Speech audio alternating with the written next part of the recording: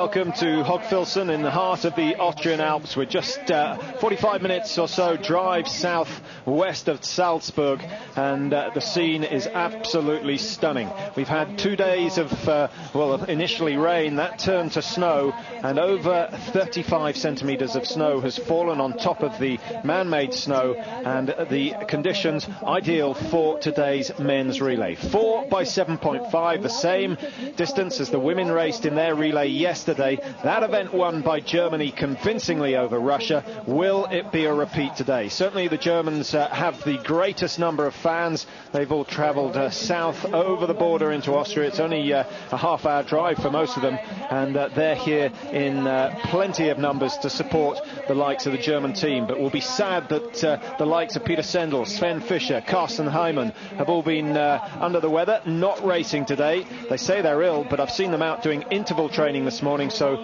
they're not seriously ill, and I think we'll see them in action in Pokluka. Well, Norway on the far side of the picture, wearing the top seeds for today's race, and it's Yellann who'll take them away. Germany going with Rikko, Grosss on the first leg. Peter Garabik of the Czech Republic going for them, wearing 3. Alexei Aidarov for Belarus is in there, could be up the front in the initial sprint. And Sergei Rozhkov of Russia, he certainly won't let too many people get in front of him. He's wearing number 5. So as they head out of the stadium, it's the Czech Republic that take the lead. Remember, they won the first relay last season, having got an individual success with Zdeněk Vítek. They went and won the relay held in Antolz. It was due to be here, and how they would love to make it a repeat here today. But that is a tall order. Norway on very good form indeed, and with Ole-Einar Bjårndalen in the squad running the second leg, they've got a 30-second advantage over all the other teams. Germany going out in second place, and Rikko, Grosss looking very composed, just tucking in behind the Czech skier Garabik, and nothing really between the teams. We'll run through them once they've come out of the stadium. Sweden a long way back. They've got to get up in the top 6, and that is to ensure that they get a team to the Olympic Games. Very tall order for them. 2 top 6 results between now and Christmas if they want to enter a relay team.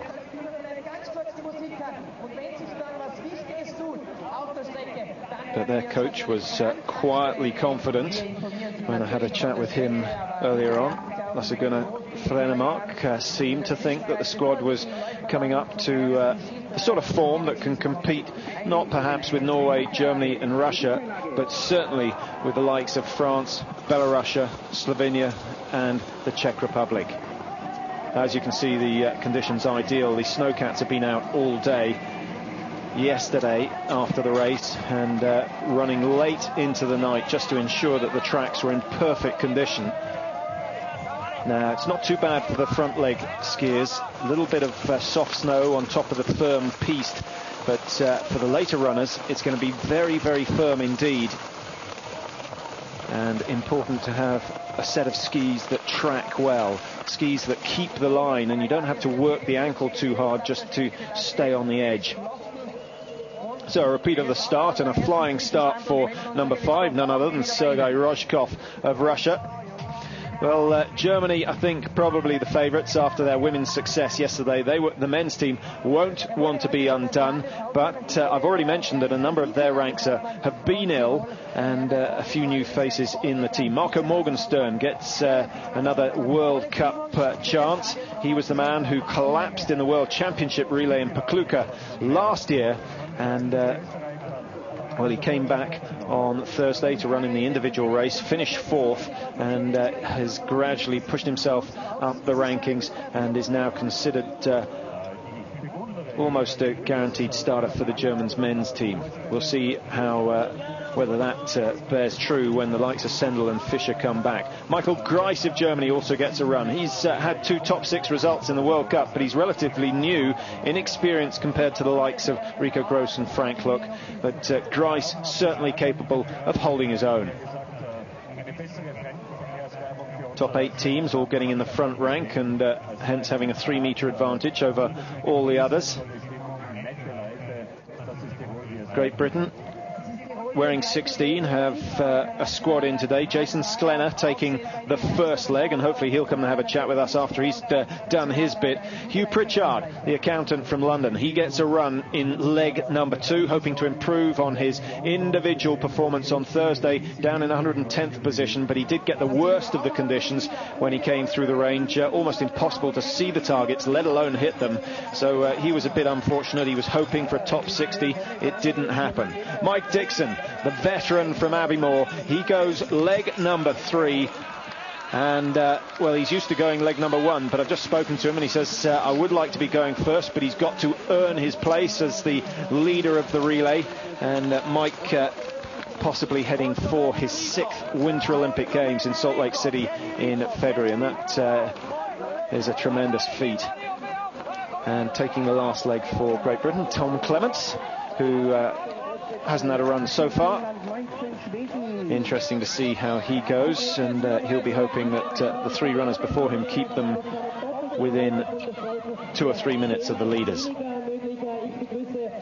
New rule in the relay this season. It used to be that if your team was lapped by the leading teams, hence you lost 2.5 kilometres to the leaders, that's around 7 minutes, then you had to retire from the race. But the leading teams were going so fast that most of the teams were retiring, so they've had to change that rule, and they will stay in. But it is still at the judges' discretion as to whether a team should retire. So if you get lapped twice, I think you would be pulled out of the game. There's Russia tucked in about 7th place. No real split in the order as yet. And Norway, well, they've had a good record in World Cup relays. They won the World Cup series last year with some impressive results. Just looking for their successes last year. 4th in the first relay. They then won 2 relays in Antolz in succession. 2nd in Osby, and in the Pokluka World Championships they dropped down a 3rd. So disappointment for the Norwegians there. And in fact, they haven't won a World Championship title since 1967. It's one of the great facts in the biathlon book. 1967. Since then, they've been on the podium 15 times. 10 times in 2nd, 5 times in 3rd, but no gold medals for the Norwegian relay team since 1967. And if my records serve me right, they haven't won an Olympic title either. And they have consistently had the fastest skiers, but their nerve seems to crack on the big occasion. Could Salt Lake City be a time for that to change? Certainly I think the Norwegians, if they were to choose one biathlon gold medal, it would be the relay. But the way Ole-Einar Bjorndalen's going, they're likely to get 1 or 2 in the individual races as well. That, of course, assuming that he can hold his form right the way through to the 11th of February. So, Frank Ulrich of Germany looking on as the Germans settle first on the firing point. They're in lane 2. Norway just dropping back 10-15 metres or so, but Эгиль Yelland will just be a couple of seconds behind Rikko Gros, who settles for Germany. Now, watch the targets. They're not strictly accurate. We've had 1 or 2 problems with the captions, but I can assure you that the cheers indicating that Rikko Gros has rattled through his 5, and Germany will get away first. What a positive start for them. The Czech Republic are there again, and consistency in the range is their trademark in this relay event. Petra Garabik has gone clear. Norway 1 miss, so that's another 10-15 seconds lost by Yelland. He's got a lot of work to do, and Team 10 going out. That's Ukraine. Derkach, who had a tremendous run in the individual event. He's right on the heels of Garabik of the Czech Republic, and only 150 metres separating the top 6 or 7 teams. Norway are clear eventually.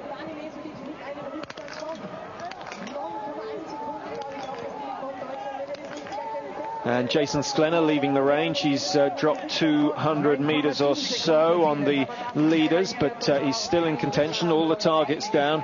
Only 1 team heading round the penalty loop at the moment. In fact, 2. Team 15 are going round the penalty loop as well. That's the Japanese. And the Finns have had a poor start. That's not what they needed. It looks like the Russian suit that's on the penalty loop. My goodness, it is. And what a poor start for Sergei Rozhkov. Not only once, he's going round again. So there must be problems with the Russian sight. But it is Germany who lead. And Ricco Gross has 60 metres advantage over the Czech Republic.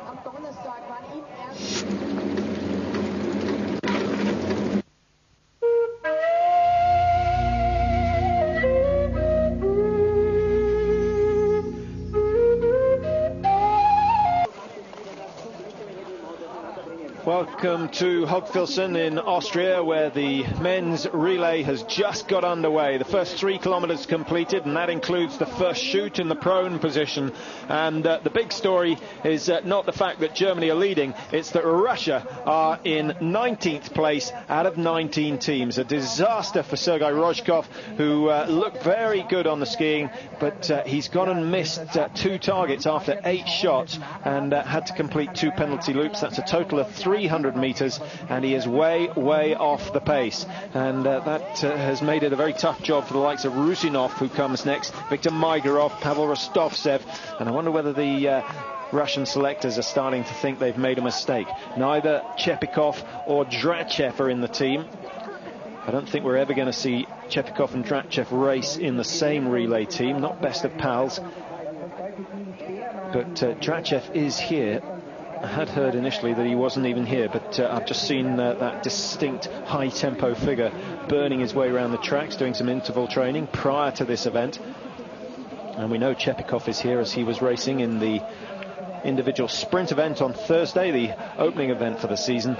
But he didn't have the happiest of returns to biathlon. Having been out since 1994, he really was the master of the game in those days. Decided he'd done it all and he'd take on a new challenge. He moved across to the Nordic scene, but found the likes of Björndalen from Norway just a little bit too much to cope with.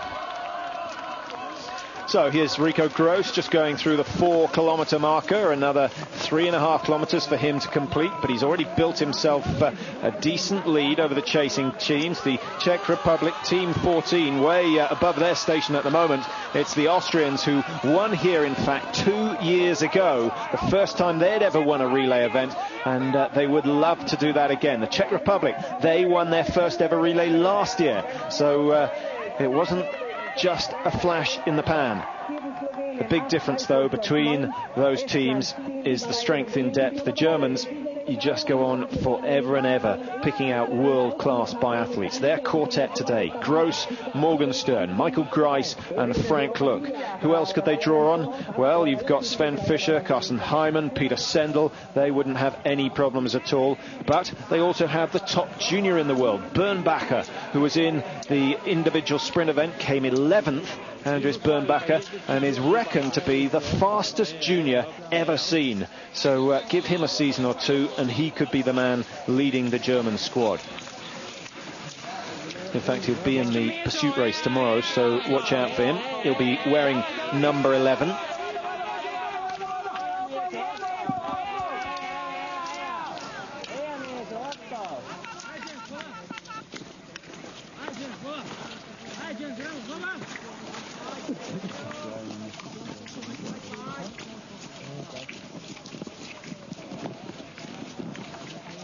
So the top 5 teams as they went through 4 kilometres: Germany, Czech Republic, Austria in there, and Ukraine.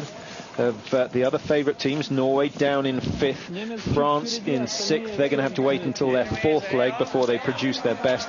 Raphael Poré bringing up the 4th leg. A little surprised not to see his brother Gaël selected for the French team, but he's not there. Julien Robert is in instead. Then the Slovenians in 7th at the moment, Belarusia 8th, Estonia 9, Switzerland 10, Great Britain in 14th. They've dropped 45 seconds or so on the first 4 kilometres. And if Jason Sklenar can shoot clear, And by that I mean hitting all 5 targets with 5 rounds, as opposed to having to use the 3 spare rounds of ammunition. Then he could hold his position less than a minute behind.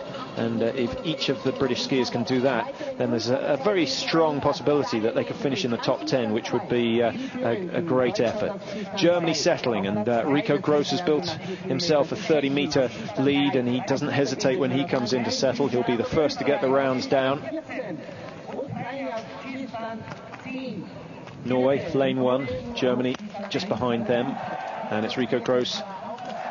No mistakes so far today, emulating Martina Glago, who produced some quite astonishing shooting at the end of the women's relay, and Ricco Gross has done it again. Well, that's what experience does for you. He may not be the quickest skier on the circuit anymore, but he's so cool under pressure, and he heads out to the applause of the mass of German fans that are gathered here in Hofilsen. Norway are having a nightmare. 3 targets missed already for Yelland, and this is just what they don't want. Norway are going to be on the penalty loop, and their chance of taking victory looking very slim. Austria go out, France go out. Their marksmanship have improved ever since they employed Jean-Pierre Aumat, the former Olympic rifle medalist, and he has worked wonders for them. In 3rd position now, Austria 4th, Slovenia still within 30 seconds of the lead. The Belarusians are great team performers. Certainly their team efforts greater than the sum of their individual talent. They're lying in 6th at the moment. Estonia 7.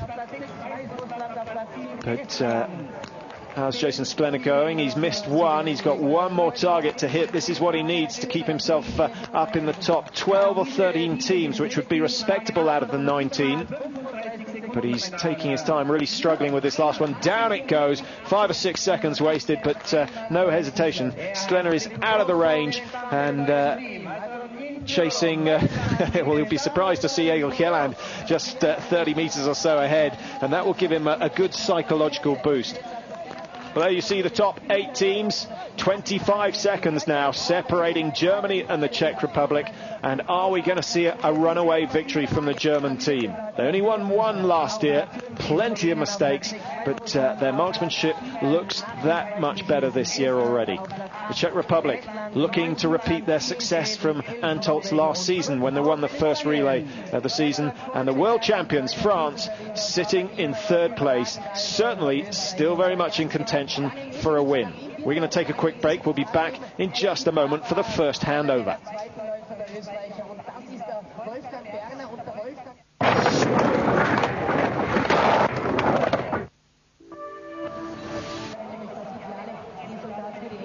Welcome back to Hofilsen. A bright, cold, perfect morning here in the Austrian Alps, and 1 or 2 surprises unfolding in this men's 4x7.5 relay. The first 2 chutes are being completed. There are another 6 to go in the 3 legs to follow this opener. And it's Germany who have settled very nicely in front. 10 out of 10 targets hit for Ricco Gross. And here he comes. Not the fastest of tempos, but very strong build indeed. And the Germans doing much of their training down in Ruhpolding. They were up in Scandinavia to get the early snow, but they've been down in Ruhpolding for 10 days or so, and that's ideal conditioning for these sort of tracks in Hofilsen. Nice, short, sharp, steep hills, and the Germans don't seem to have any problem at all. Czech Republic, a great start for them. Petr Garabik and Vincent de Frank. Now he's a man who's really has come up the rankings and has impressed a lot of people on the pre-race season tour, and reckoned to be the next big thing from France.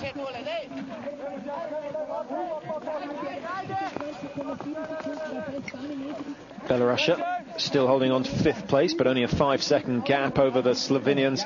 The Estonians another 5 further back. Latvia starting to fall off the pace. They're doing well in the range, but struggling. Norway skiing well, missing in the range. That's a familiar story. Sweden down in 10th, need to pull themselves up 4 places or so if they want to head to Salt Lake City in the Olympic Games. They've got to finish in the top 6, but the Swedes have put their strongest 2 on legs 2 and 3. Henrik Forsberg, a maturing biathlete, having switched from the cross-country scene. He is, of course, the husband of Magdalena, who didn't get to race yesterday. Slightly surprising that the Swedes have had the world's best female biathlete for 6 seasons now, and they still can't raise a team strong enough to race in World Cups. They seem to think it's going to take another 6 years or so.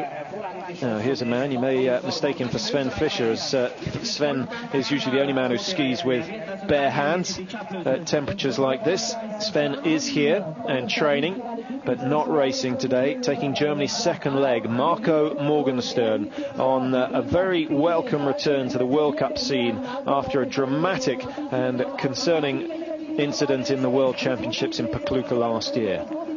Took the second leg and collapsed halfway round the second loop. Just couldn't get himself up over the hill. Some viral infection, a mystery to most, but every test in the book has been done on Morgenstern, and he's been given the go-ahead. His first race on Thursday produced a 4th, his best in the World Cup, and he is now looking as strong as ever. Great run from Austria so far. They're going to head out in second place, and a good effort from Daniel Mesetic. He wasn't expected to finish in the top 5, but he's done so, hit the targets, and it's Wolfgang Perner now who takes the local team around, trying to chase down the Germans.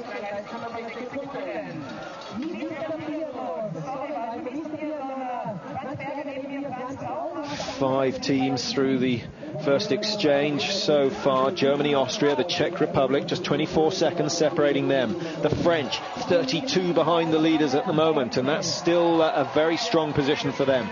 Belarus, Slovenia, Estonia, Latvia, Sweden have now gone ahead of Norway. Эгиль, Yellann, who got so much better at the end of last season, has found himself way down. He's gone through, and it's Ole-Einar Bjårdalen who takes the second leg for Norway, and Bjårdalen should eat his way through the field. And he started in 10th, 1 minute and 10 behind the leaders. Well, he's going to have to produce a race like he did in the sprint event on Thursday if he's going to close down on Germany. Don't put it past him. Well, it's good to see so many different teams up amongst the leaders. The question is, do they have the strength in depth to stay there?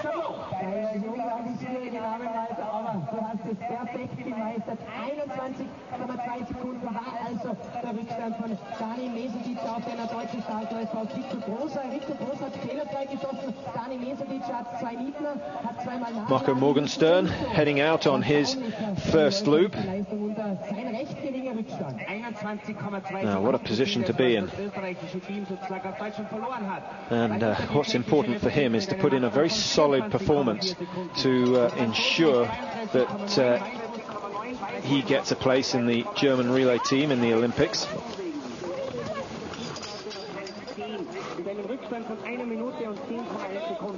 Finished in 4th place, as I said, in the individual. He was only 19th in the World Cup last year, but he did miss the latter part of the season. His personal best of 5th, so he's already improved on that this year.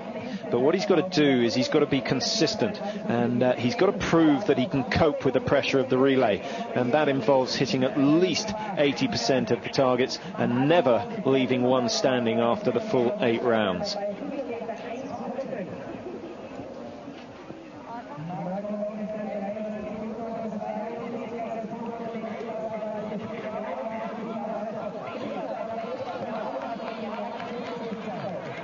Czech Republic have now gone ahead of Austria. It's Wolfgang Perner, who's been around for a few years now. A little surprised to see the Austrians up there. They knew they could ski well. They've skied well for 3 or 4 years now. but have had major problems with the shooting. And in the relay, the shooting is more important than any of the other events. Morgenstern looks strong. That's a deceptively steep hill, but he's just cruised up that, kept the tempo going. So he's obviously feeling pretty good. Now, those who are struggling will start to lose their balance on this type of hill. Masaryk for the Czech Republic, nice high tempo. Perner just slightly slower, slight more movement in the upper body, so if that's any indication, it would indicate that he's struggling a little. The French in fourth place, well positioned to take a podium finish at the end of this, and that's the Belarusians. Alexandre Symon working his way up the hill for the first time. Only on his second season, Symon, but he's impressed already, and already got a major medal to his name. He was part of the team that took silver in the World Championship relay in Pokluka, and there can't be too many men that have done that in their first ever World Cup season. Going through for Norway, Ole-Einar Bjorndalen has overtaken, what's that, four teams already in the first kilometre and a half, and he's got another 6 to go, so so don't rule him out of finishing in the top 3 at the end of this second leg. And the Norwegians were hoping to have a bit of a margin over the Germans at the end of this. It's going to be Frode Andresen, the second fastest skier on the tour, who will be up against Michael Greiss of Germany. That will be an interesting contest. Greiss is better with the rifle. Andresen, there's no question about it, the faster of the two skiers. Now, it does seem that the years where the relay only involved 2 or 3 teams have come and gone, and that's a very good thing indeed. Discussion in the meetings about whether the numbers in the individual races are now too large. 125 starters we had in the men's sprint event, taking over an hour to get the starters underway. Be interested to know what you think on that, whether they should keep the numbers high or whether we should cut it down to 60 seems to be the suggested number. But if you do that and you keep the top teams with 8 or 9 members, 8 I think it is for the very top teams, Norway and Germany and Russia, then nearly all your skiers are coming from 3 or 4 nations.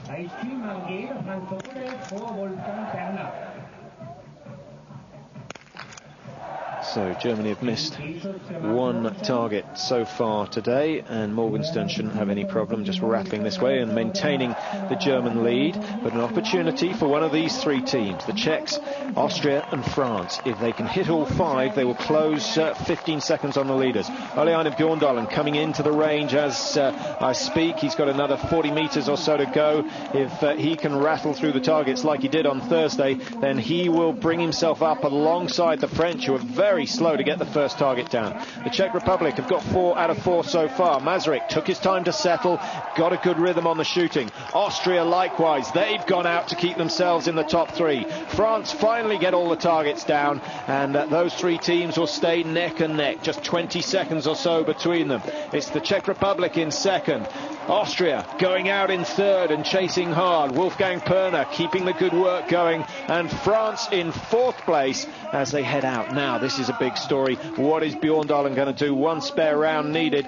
46, 47, 48 seconds behind. Oh, and that one's missed as well. It's the prone where he's had problems. It's certainly his Achilles heel. And finally it goes down. No penalty loops for Norway.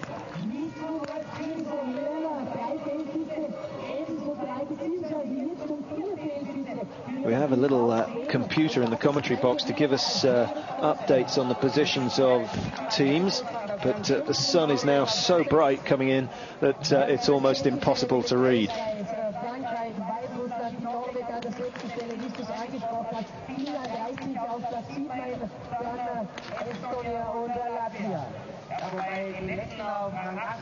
So Germany maintaining their lead. We're going to take a quick break. We will be back with the stand.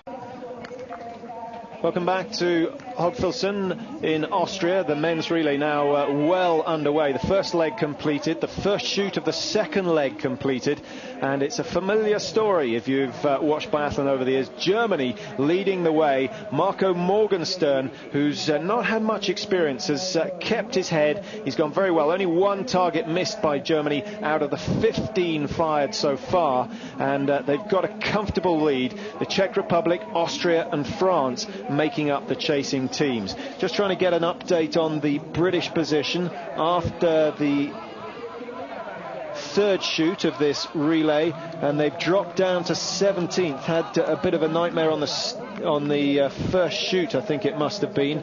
And taking the second leg is Hugh Pritchard, if I'm not mistaken. So he's had a bit of problem on the prone, as he did in the individual. But delighted to welcome to the commentary box Richard Godfrey, the chief physiologist from the British Olympic Medical Centre, and hopefully we're going to get some wise words from him on just how you bring the athletes up to their top form in the Olympics. Now, the Olympics is obviously the focus for the season, Richard.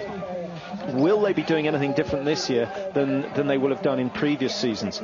No, it's going to be very similar to what's gone on before. The difference now is that we're going to help them by monitoring daily, looking at various physiological measures on snow, so that we can build up a picture which will help them prepare in a far more consistent manner, hopefully, than they've done before. So you say you're monitoring the athletes. What sort of tests are you doing every day just to sort of keep your eye on them? Well, first thing in the morning we're measuring heart rate, their urine osmolality, which is a measure of hydration status, and blood urea to see how they're coping with the training volume that's being imposed. So one of the things you're obviously looking for is signs of overtraining?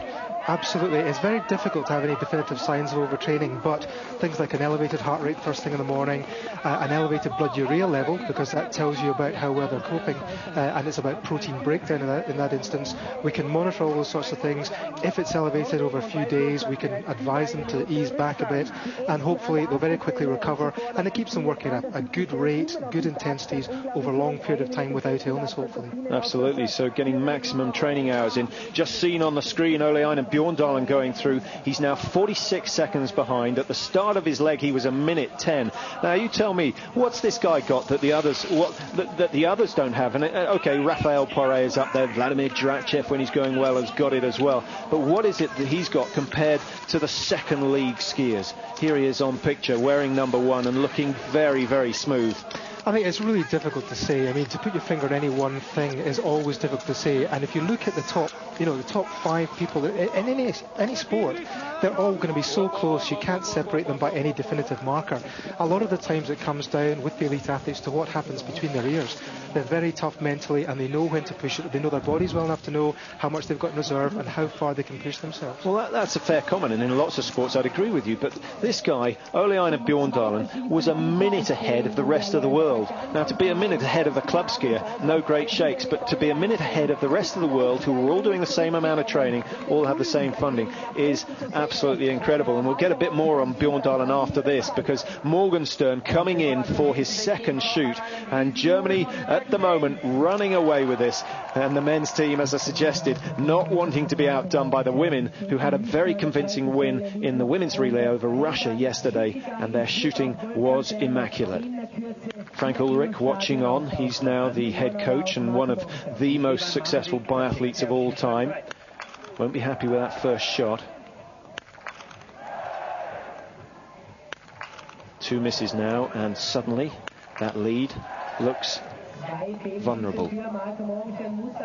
Added to that, he's got a little bit of company beside him. The Czech Republic settling, and it's Ivan Masaryk who has to knock the 5 targets down. Now, should this miss for Mоргенштерн? Well, it doesn't. What a ridiculous suggestion. Mоргенштерn goes out, he keeps the lead, but the Czech Republic could close down that gap, and at the moment Masaryk is rattling through. Very nice. Spoken too soon. The commentator's curse working as ever. 2 targets missed now for Masaryk, and he's on equal terms with the German team. Austria settling. Wolfgang Perner, he's got plenty of experience. But will it be the French who show everyone how to shoot? Bjorndalen has missed his first one. Oh, look at the speed that the Norwegian targets are going down. Less than 12 seconds from first to last. That's an outstanding form, but he's still got to reload. One of them missed. Away it goes, and Norway move up into the top 4 for the first time in this men's relay. And it is what we see so often. They work their way up. Now, Richard, you don't deal so much with the psychology of this sport, but we've seen the Norwegians in the World Cups. They always drop back at the start and they just gradually work their way through, often finishing in the top 3, more often than not finishing first. The best relay team from last year, but they can't do it on the big occasion. What do you think that's all about? Well, I mean, the ability to perform on the day has got more to do with psychology, as you say, not really my field. The physiological side, how they prepare physically, is more my area, and there's no question that the consistency over the years, technique plays a big part, because if you're nice and relaxed, you're skiing well, you're less tired. You can save more energy over a longer part of the course, and therefore we have no problems. You can keep pushing on, whereas some of our guys may not have the same stability or technique, get a little bit more tired and tend to drop back just a bit. Sure. I mean, and obviously the more tired you are as you come in the range, the harder the feeling. And Frank Ulrich there, delighted that last target went down for the Germans, because I think he was feeling for Marco Mоргенштерн. Immense pressure on the man, not just because of this race situation, but because every race means so much in the German team. One bad performance and you lose your chance to make a consistent place in the top team, the A team, the German A team, which has been around for so many years now.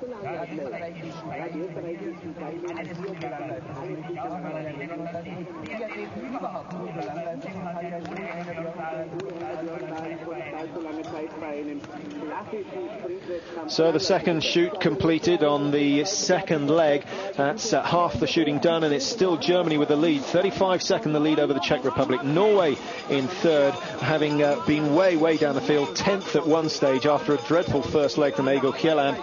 But Ole-Einar Bjorndalen has done as expected, brought them up into the top 3, and who knows, I think he'll probably come in second.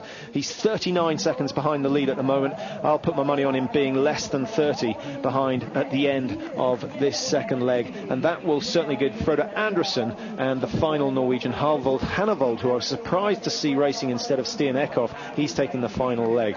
Now, Richard Godfrey's with me here from the BOA, the chief physiologist, and obviously lots of effort goes into all the big Olympic sports in Olympic year, but what sort of information do you gain from the other sports like rowing or the sports that we have a huge amount of success in, that you can bring over to the biathlon or cross country or whatever winter sport that is not seen? It's a minor sport, in British terms. Well, I think it's more to do with the preparation, the consistency of preparation, things like the sort of thing I might do on snow to identify those training heart rate zones that are crucial for improving performance, and looking at those things in a consistent manner as most of our other sports do. So it's about getting the greatest percentage of time spent in the appropriate heart rate training zones. Perhaps in other sports who have been used to having a sports science program for years, they do that more consistently, and that's what we're trying to give to our biathlon team now. Sure. Now, the funding is obviously a major issue with a minor sport, and there's no way that they can afford to have a team of physiologists with them right the way throughout the year for every year that they're competing. Now, what are the guys learning off you that they can do without your presence as such?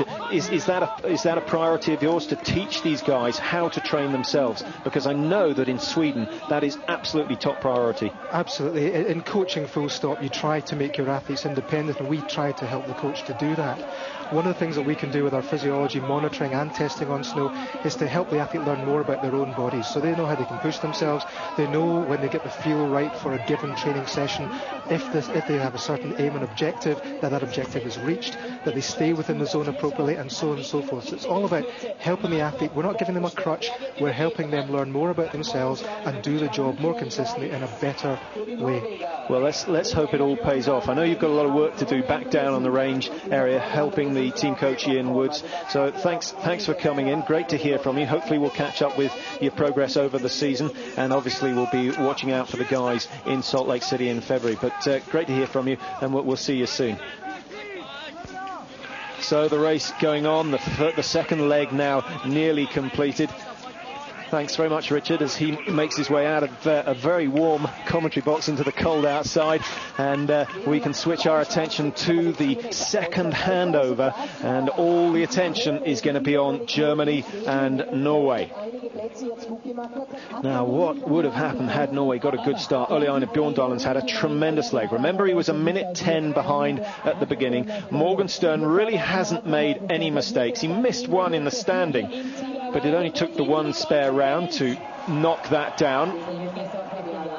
And here he comes. He's still held on to the lead, which is what Frank Ulrich would have required of him. And it's Michael Gryce who goes next. His first ever relay for Germany. Oh, what pressure on him. He's a young man, but, well, his results at the end of last season showing that he's certainly got what it takes. We'll just see how he copes with this sort of pressure. So Gryce is away. Morgenstern more than done what was required of him. And as the weeks go on, he is making more and more of a name for himself. Great job by Ulе-Éinar Bjørndalen. He touches the fastest skier on the biathlon tour, touches over to the second fastest, and Frode Andersen has gone out. Oh, what a pace. He goes down the back straight, and he goes over the first hill without even using his poles. That's the amount of momentum he built up on the first approach to the first uphill. Being chased by the Czech Republic, 33 seconds behind Germany, but 26.7 the margin between Germany and Norway. A minute 10 it was, so what's that, 44 seconds Ulе-Éinar Bjørndalen has gained, despite the fact that he missed targets on both the prone and the standing. Team number 4, Belorussia, who have a great history of team events. World champions in 1999 in Kontiolahti in the relay. They got the silver last year in Pokluka, and their run of success in last year's relays, they got a fifth, 2 fifths in fact, a third, a fourth and a second, and the second their best result coming on the big day. But they've put their best skiers last, so the Belarusians don't rule them out of a top 3 quite yet.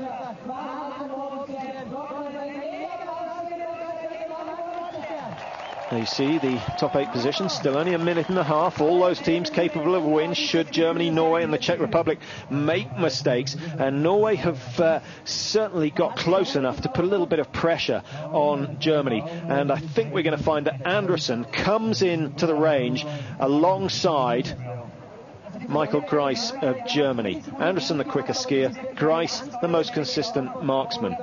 So that first prone shoot is going to be absolutely crucial, because I think Germany a little stronger on the final leg with Frank Luck.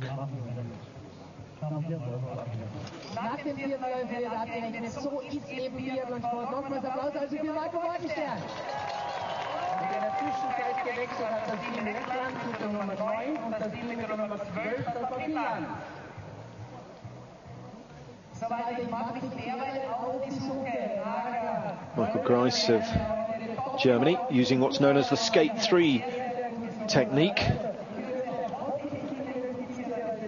Skate 1, 2 and 3, the most commonly used techniques at the moment, and Frode Andersen just coming into the picture using skate 2, 1 pole with each ski glide. That's the fastest, it's the most efficient, but it's also very, very tiring, requires immensely good balance to do it efficiently over a long distance. It's something that Frode Andersen doesn't struggle with. Now, a few people sending in emails and saying, why wasn't Frode Andersen competing in the cross-country events taking place in Kuopio a couple of weeks ago? And the answer to that is he did want to, but he just missed Norwegian selection by 1 place in Beitestolen. I think they had their national selection for the cross-country races. Ulle-Éinar Bjørndalen obviously made it. He finished in 4th and got a ticket to Kuopio, and then shocked the world by finishing 2nd, only behind Per Elofsson of Sweden. And Frode Andersen would have been there, but I think he's probably quite happy. He's what they term or call a training monster. He's doing 35 hours of training a week, and you can work out how much he does, bearing in mind that he takes a day off every week.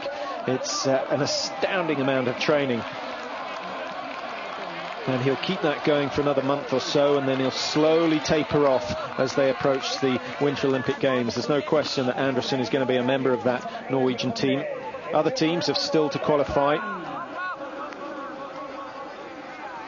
the Canadians, for instance, who've only got 2 men down here, so not racing in the relay. Mixed teams have been abolished for the last 2 seasons, which in many ways is a shame, because it's good to see teams joining up, a little bit of camaraderie, but it doesn't happen anymore.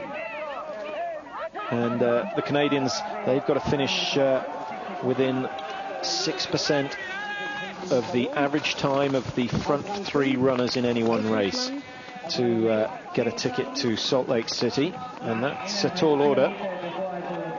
The British, they've got to be within 10% to win their place, or in the top half of the field. And that applies to the relay team as well, and at the moment they're way off the pace, down in 18th of the 19, 3 minutes 33 behind, had a poor second leg. Hugh Pritchard not having the happiest of openings to his season. Doch, das sieht sehr gut aus, aber es ist natürlich erst die Hälfte des Wettkampfes jetzt vorbei und deswegen denke ich, wird es noch sehr, sehr spannend werden. Wir sehen, alle anderen liegen dicht auf und es wird noch sehr, sehr interessant. Marco Morgenshterm gut gelaufen, aber sensationell wieder gelaufen, Ulе-Énar Björndalen. Mike Dixon taking the third leg for the British team. What's he now? 39 years old, looking to win a place to his 6th Olympic Games. It must have started back in Sarajevo, then Calgary, then Albertville, then Lillehammer, finally to Nagano, and now he's hoping to compete in Salt Lake City. Surely then he'll retire and spend some time at home in Feshy Bridge, just down the road from Aviemore. Now, Michael Gross, big moment for him. Oh, he's worked hard. The pulse rate very high. I would suggest just a little higher than normal. The Germans do an immense amount of interval training. 2 kilometre sprint into the range, shoot 1 target, and then out. Oof. Now, an opportunity for Norway. Now, 3 targets hit. He's got 3 rounds to hit the remaining 2. Frode Andersen must ignore all the information and just go through the same routine. Oh, the first 2 have gone wide for Andersen. An opportunity has been thrown away. 3 misses for Andersen. This is dreadful. No excuses. Skiing too hard. Now they're starting to go down, but 3 rounds, 3 targets. No more mistakes can be afforded for Norway. They've made a mess of the first leg. Well, they're on the penalty loop, and that really is dreadful at this level of competition. And Austria now with an opportunity to regain that 2nd place. 2 targets missed though. Estonia and Belarus settling down on their respective positions. And the Czech Republic, 1 target to go. Austria 3, Norway 2. And Frode Andersen has given himself an extra 300 metres to ski, and that is Germany's ticket to victory in this opening relay of the season. And what a shame. Not that I have any bias towards the Norwegians, of course, but it's always nice to see a close race. The Czech Republic have regained 2nd. They're 50 seconds behind the leaders, and Andersen just completing his first loop. He's off-rounded again. He's only the 3rd man to go on, and as I say that, the Austrians are going to join them. So that's the end of the Austrians' run of success. And Ludwig Gredler, under all sorts of pressure, really struggling. Christoph Symon now is going to have to do the work for Austria if they want a top 3. So Norway finally going out of the range. And Frode Andersen will be wondering what he's got to do to become a consistent marksman. He's a World Cup winner on many occasions. He's a world champion. But it hasn't happened today. Germany, the Czech Republic, Belarus are now the top 3 teams in the men's 4x7.5. Estonia, Norway and Sweden bringing up the rear. The Swedes up into 6th. That is worth an Olympic qualifying time if they can hold that position.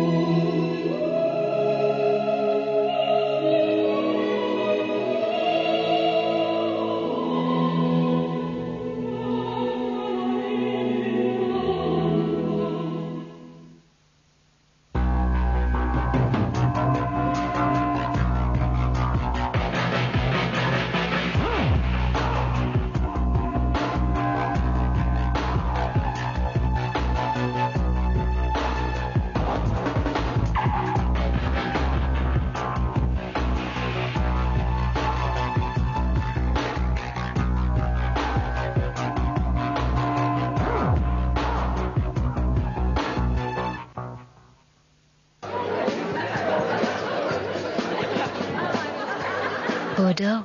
Experience a world of finesse.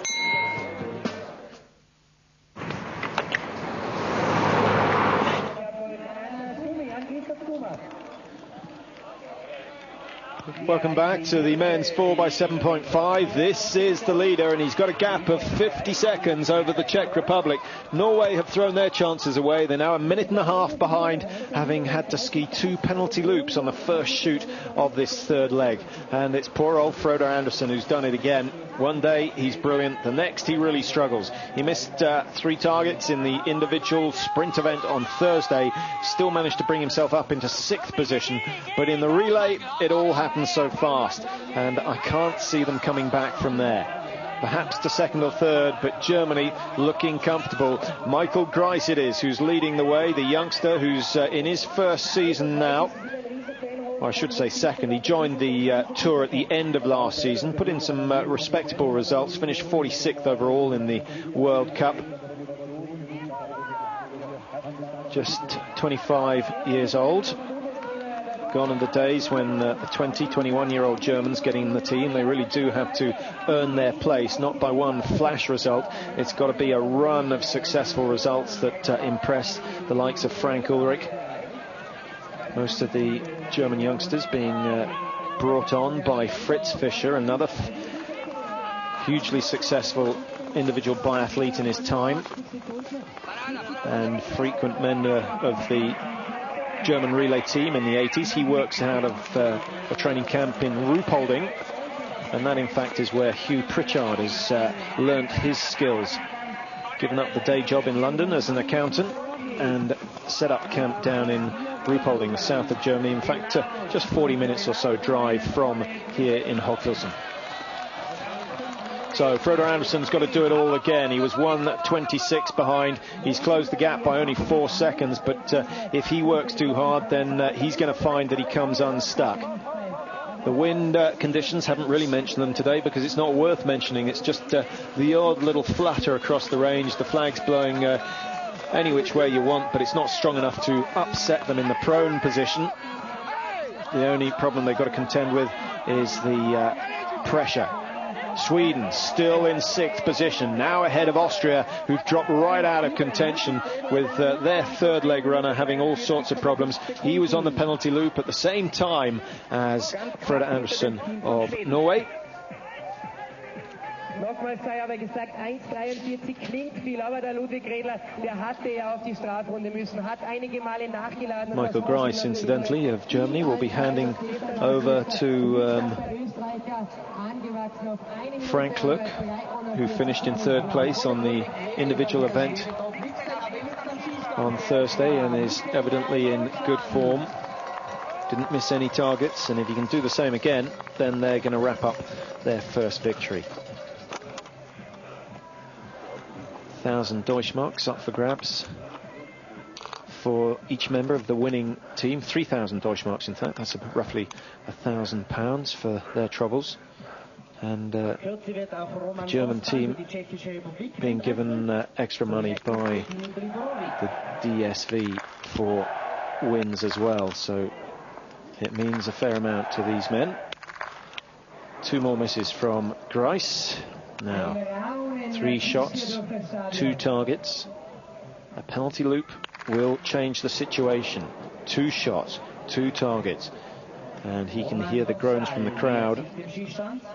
Oh, Germany are on the penalty loop, and Frank Ulrich is not looking a happy man. This must go down to keep them in front. It does. So 1 penalty loop, 150 meters, and an opportunity for the Czech Republic to change the situation at the front. It's only going to take 25 seconds to go down, but if Roman Dostal, who's on the range at the moment, settling for his first standing shoot, if he can hit all 5 without any spare rounds, then the gap will be changed.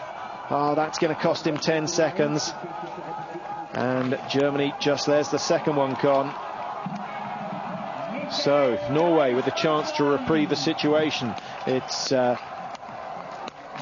Frode Andrason, one miss, one hit. He's going to rattle through them. He won't hang around. He sort of sets the rifle into automatic. 2 misses, 3 hit, and Norway aren't going to close the gap significantly before the final leg. Germany are away and clear. The margin between them and the chasing team's growing all the time. It's Belarus and the Czech Republic who are going to provide the stiffest challenge for them. Anderson, can he hit that? Yes, he does. He's away. He should close down on the two teams in second and third. So once again, it's a race for the minor places. Germany comfortably ahead, 29 seconds. But remember, the margin was 50 prior to that standing shoot. So Michael Gryce has lost himself 21 seconds or so. And that advantage will be gratefully received by Belarus and the Czechs. Norway 43 seconds down now. It was 1:29 after the prone shoot, so Anderson has done something to make up for the 2 penalty loops he had to complete. France struggling a little with the rifle, that's uncharacteristic. And Austria looks so close to another penalty loop, but they've got away with it. Great start from the Austrians, but it's all dropped away since then. Mesetic and Perner, good legs to keep the Austrians in the top 3. Ludwig Gredler has struggled a little, and he's going to be handing over to Christoph Symon, who I think was the best of the Austrians on the individual race. So Symon could do something to put them back in the top 5, but at the moment they're 1:33 behind the Germans, who lead ahead of Belarus and the Czech Republic. Michael Gryce leading the way for Germany, and they're looking to wrap up yet another relay. Only second in the rankings last year, claiming only 1 victory in all, and they were massively disappointed not to take the world title. A little unfortunate with the collapse of Marco Mоргенштерн. That's how it's not done. So there you see the 3 leading teams, and nothing between the Czech Republic and Belarus. That will serve them well for the chase. Frode Anderson is working his way up the field for Norway. He's got 15 seconds or so to make up on the Belarusians. Has he closed it down? Not really. The same margin behind Belarus at the moment, but still 1 big hill to go, and Anderson will certainly take 5 or 6 seconds out of the second and third positions, and that will give Halvard Hannavold, who's taken the last leg for Norway, a realistic chance of finishing in second, and I think that's all they'll be thinking of at the moment. Frank, look, surely too consistent. 12th in the World Cup last year was Frank Look. He never won last year, but he did finish in second, top 3 on a number of occasions.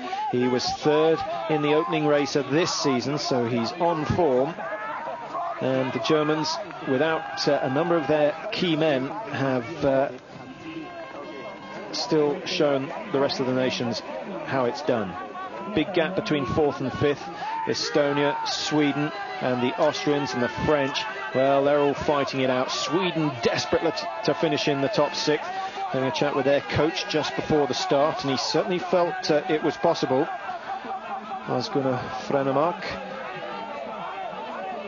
The Italians, incidentally, very disappointed. Patrick Farther has packed his bags, hung up his skis. He's not going to be around again. Some story over René Catranucci, who's you'll remember from the World Championships, so often the medalist in the sprint event. He's not around, but I couldn't get an answer out of them for any reason as to why he's not competing. But he's not, and the Italians with a somewhat depleted team. Enrico Tack, Wilfried Palhuber, Theo Senona, and Devis Dakanal. And they're struggling down in 17th place, just a few seconds ahead of the British team, who are in 18th at the moment. And away go Germany for the last time. 7,500 meters to go. But the gap really isn't that comfortable. 18.4. Well, they've done a tremendous job, the Czechs, to close that gap and give themselves a chance of a win here. It's certainly not off the cards, because it's Zdeněk Vítek, the best of the Czech skiers, who's taking their final leg. He's going to be up against Belarus's Vadim Sashurin, well, you don't count him out. He's the best of the Belarusians. And Norway going Halvard Hannavold, who's by no means the most elegant of Norwegian skiers, but he's a real workhorse. And if anyone is going to bust a gut to bring Norway into the top positions, it's him. So Hannavold, Vitek, Sashurin, the three men chasing down Frank Look of Germany. Well, ski as hard as they want. It's all going to happen on the range.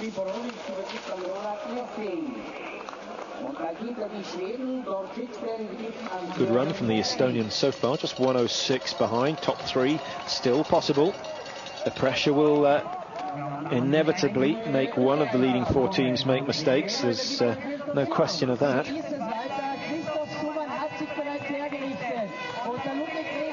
Wolfgang Rottmann, still a popular figure down here. So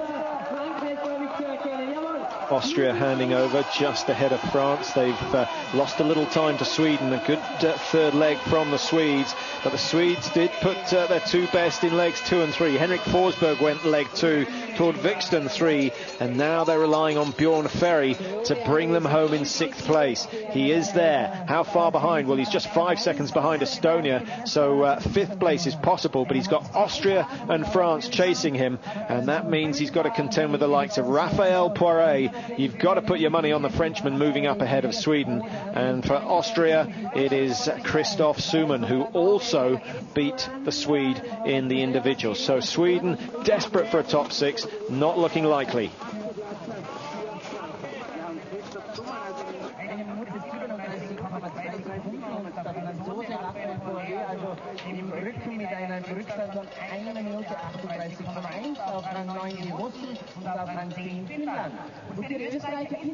There's no mistaking the technique of Frank Look.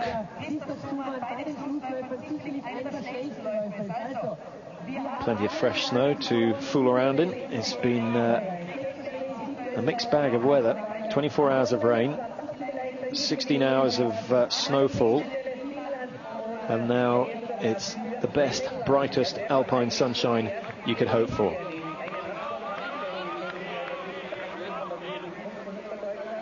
Finland just leaving the start area for the last leg.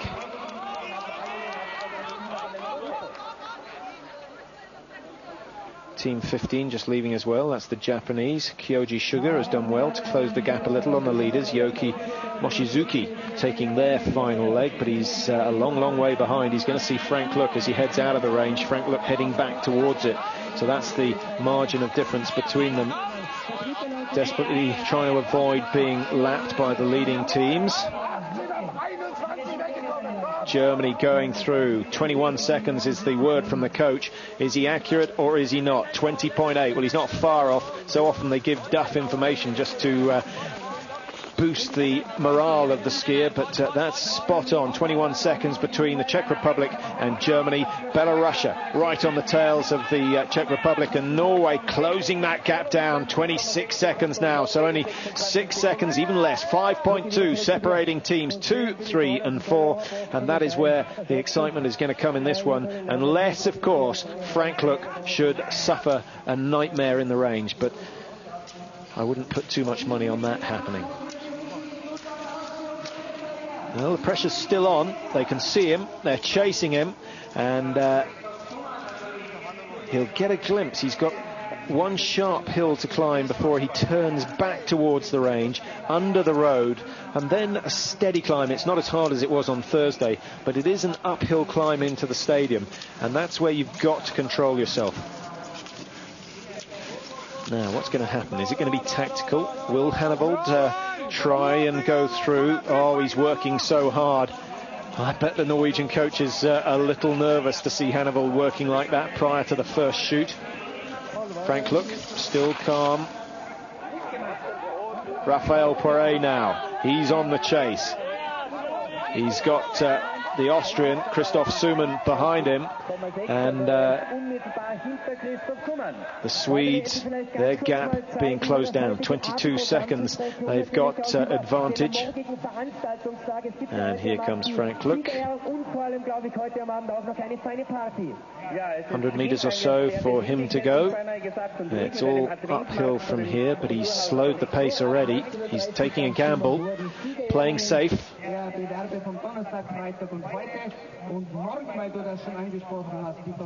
Frank Ulrich looking somewhat anxious.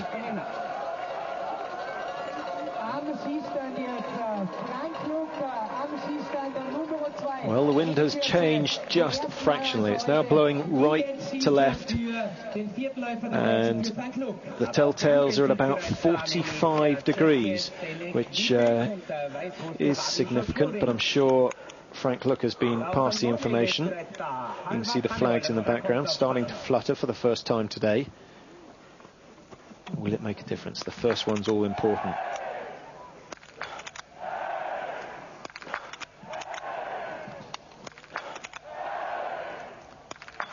Well, you don't win world titles and Olympic titles for nothing. Frank Luck has shown them all how to do it. He hasn't given them a sniff, and he's going to go out and maintain that 20-second lead. It's now up to the chasing teams. Belarus going very well. Will the last one go down? Yes, it does.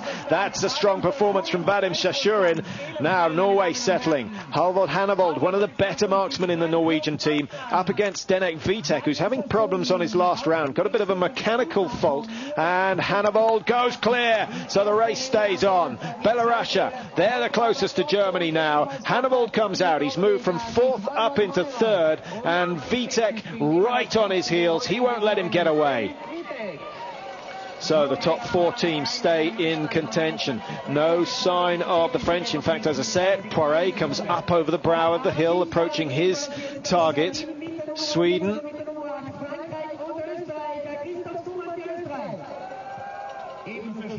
There's the Swedish target, and they've taken a long time to settle. Bjorn Ferry has thrown away all the advantage he had.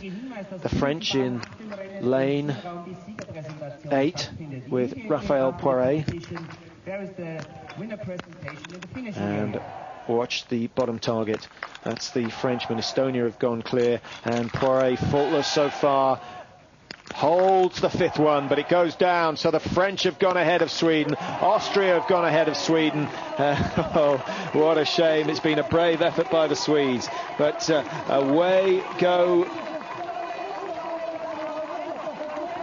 It was in fact Estonia who've just left. That's an astounding run by them, ranked 18th last year, and they're still only 1:26 behind on the last leg. 1 shoot to go. They're still ahead of the world champions, and they're a long way ahead of the team that won the first relay 2 years ago, Austria. But this is turning into a fascinating battle. 4 teams competing for the top place. There is a bit of a margin between Germany and Belarus, but it's been cut bit by bit. It's now down to just 15 seconds.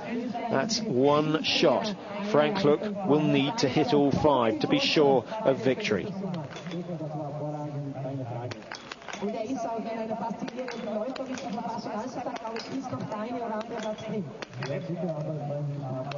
Three or 4 different cocking mechanisms that we talked about yesterday.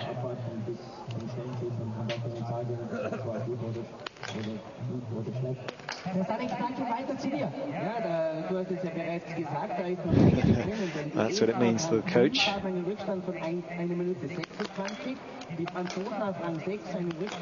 There's Vitek, who's lost a position but still very much in contention. A podium place beckoning for the Czechs if they can just keep it going for the next 5 kilometers.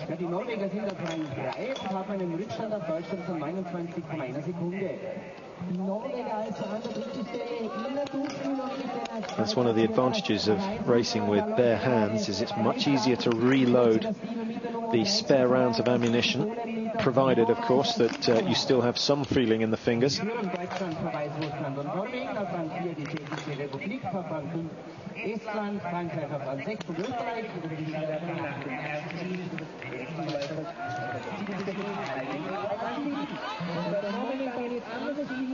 So approaching the closing stages of the first relay of the season.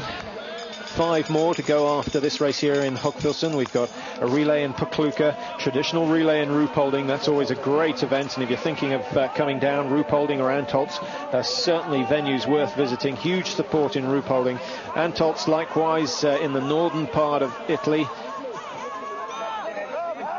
And then the Olympic relay, Salt Lake City, and finally in Lahti.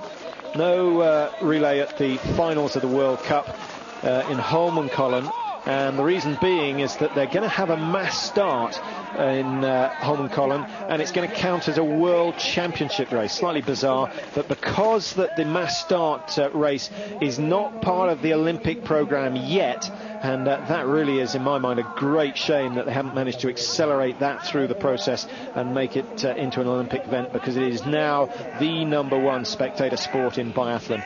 And but it hasn't happened. They won't be racing the mass start in Salt Lake City. They will, though, have a world championship event in Holmenkollen in the end. Well, it's the beginning of March, isn't it? 4th of March the season finishes. Long way to go, and many kilometers to be raced. Well, here are the 3 chasing teams, and the second chasing group now being led by Raphael Poiret, with Austria on their tail. So Symon hasn't given up the chase on Poiret, and in fact, if anything, Symon looks very relaxed indeed, skiing nicely. Poiret, though, slightly more dynamic on the uphill section. You can see that extra drive that he gets off the leg. That's just pure determination. Symon will try and get a little closer, get into the slipstream. That's exactly what he's doing, tracking Poiret inch for inch as they work their way around. Just another, well, it's just under a kilometre, 800 metres from that tunnel back round to the range. 2nd, 3rd and 4th. Belarusia, Norway, the Czech Republic, but still in the #1 spot. Frank Look of Germany, possibly on his way to another World Cup victory. Und beim Skistand müssen wir schon wieder aufpassen, denn Deutschland, Frank Look, ist bereits wieder. Now, this man, Frank Look, has been in the German team since 1989.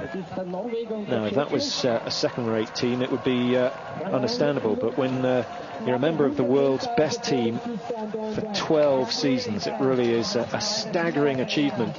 He's wanted to retire, nearly retired after the Nagano Olympics, but Frank already tempted him back, and I think Frank Look's probably very grateful. He's had a huge amount of success since then.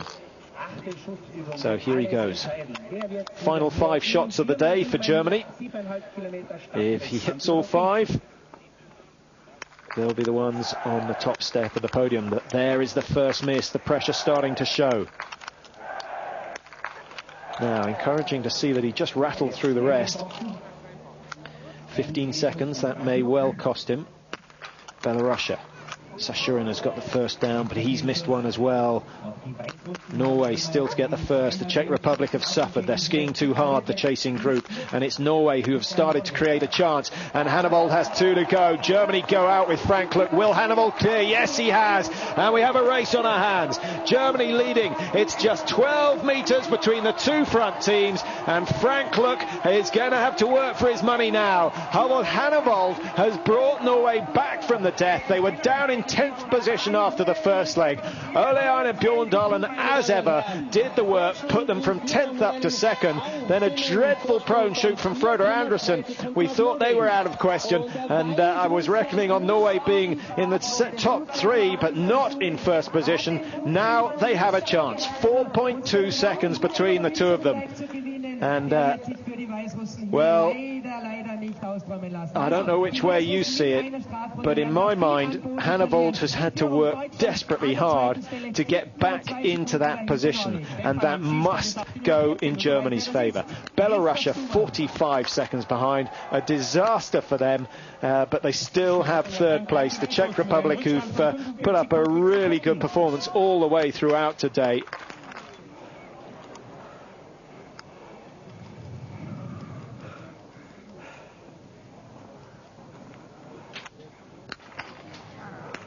And Vitek of the Czech Republic, he's been on the magic roundabout for the last couple of minutes, finally going out.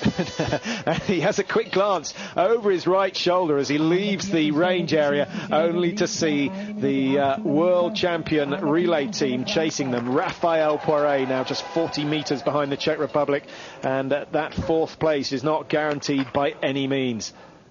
So France and Estonia chasing the Czech Republic, looking for fourth place.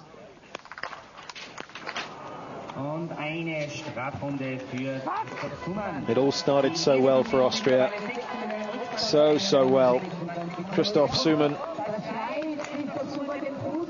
is getting an unwelcome look at the penalty loop as the leading teams make their way down to the bottom of the valley for the last time. One more climb for Frank Look. Remember, 4.2 seconds between the two leading teams. Is it going to be Germany? Is it going to be Norway? Those are the only two teams in contention for the top. And there's Frank. Oh, the pressure is immense. But believe you me, it's harder on the athlete than it is on the coach. Great shoot, though, from Hanovold. That really was the sort of thing that the Norwegians need. And I wonder whether he's now earned himself a guaranteed spot in the Norwegian team in anchor position. Now, I've just seen someone skiing on the heels of Halvard Hanovold, and there is a chance that it's a team that's been lapped.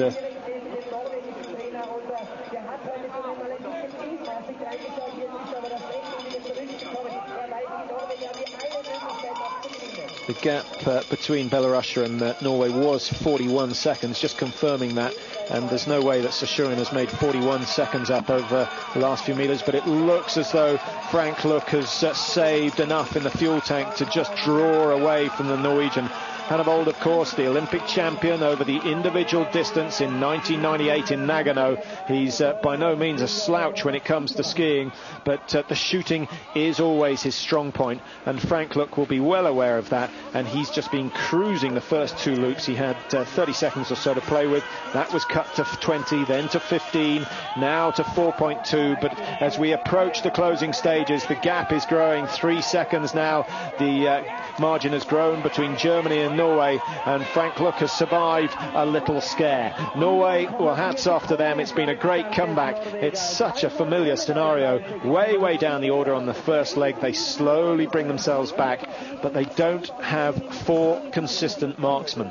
They have 4 of the faster skiers, but they've only got 2 good marksmen. Usually it's Yelland and Andrason who do the damage. Bjorndalen, he's been the star of today's performance for Norway, taking them from 10th to 2nd, but that was not good enough. 2 penalty loops for Frode Andersen on leg number 3. Take them out of the equation, and it would have been a comfortable victory for the Scandinavians. But that's not the case.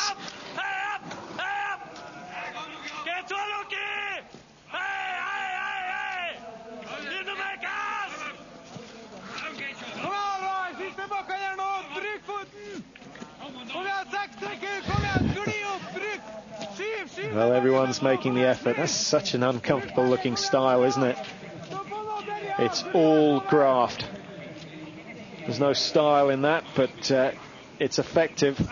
It's how he's skied for many years now.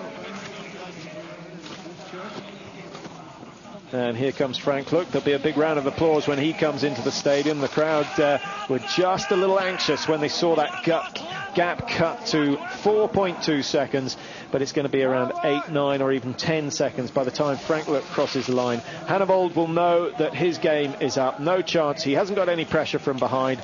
A 30-second gap at least to Belarusia. And then the Czech Republic in 4th, 1:14. Still a race going on for 5th and 6th.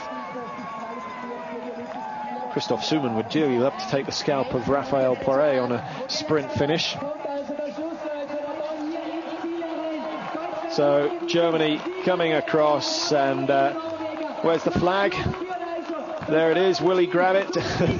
No, he says it's just a little bit too close for comfort. And Germany come across 1:21.18, the winning time for Germany. They have led all the way through this men's 4x7.5. And very, very impressive performances, not only by the veterans Rikko, Gross and Frank, but hats off to Marco Mоргенштерн, who took leg 2, Michael Gryce, who survived the pressure in leg 3 to give Frank a sufficient lead, and he's held on to it. He's got 8.2 seconds between the two front teams. That's irrelevant. They knew the result a kilometre out. Hannibald, great effort. Norway regaining some respectability, just as they did yesterday in the women's event. When are they going to produce 4 good runs on the trot? Vadim Sashurin, a brave start to his leg, but in the end having to settle for third for the Belarusians. 57 seconds the margin between them. He was comfortable in third. And the Czech Republic, who had to ski a penalty loop, have done well. They've held off France. So Poiré making no impression on Vitek, who's skiing exceptionally well. I wonder whether we're going to see another victory from him this year. Remember, he won the first individual event of the year last year. And the sprint between France and Austria. And France have been given 5th. Estonia given 6th. Well, that was my mistake. Was it Estonia? If it was, then it was Roland Lessing who's managed to hold off. Look for the number on the bib. It's Raphael Poiré on the left of the picture. And Team 18, it is Estonia. What an astounding run by them. They've come from nowhere. Jano Prance, Trobrelutz, Borovic and Lessing have certainly denied their ranking of 18th in the world. They finished in 6th place, just a fraction of a second behind France. Austria, there they come, in 7th place after being up in the top 3 for the first 3 legs of the race. So, well, they were expecting worse, I think, but Mesetic and Perner and Ludwig Gredler all going well. It started to go wrong on the 3rd leg, and then really nothing Christoph Symon could do to put that right. Czech Republic missing 10, Norway missing 12, and they had a number of penalty loops, as did the Czechs. The French, 8 targets missed, Austria, 12 targets missed, and Belarusia, that's really the only respectable score, only 7 targets missed, no penalty loops for them. But it's all about the Germans again. 2 successful days for them. Scandinavia took the honours on the first day of competition with Forsberg and Björndalen. Germany have since won both the men and the women's relay, with Norway today finishing in 2nd place.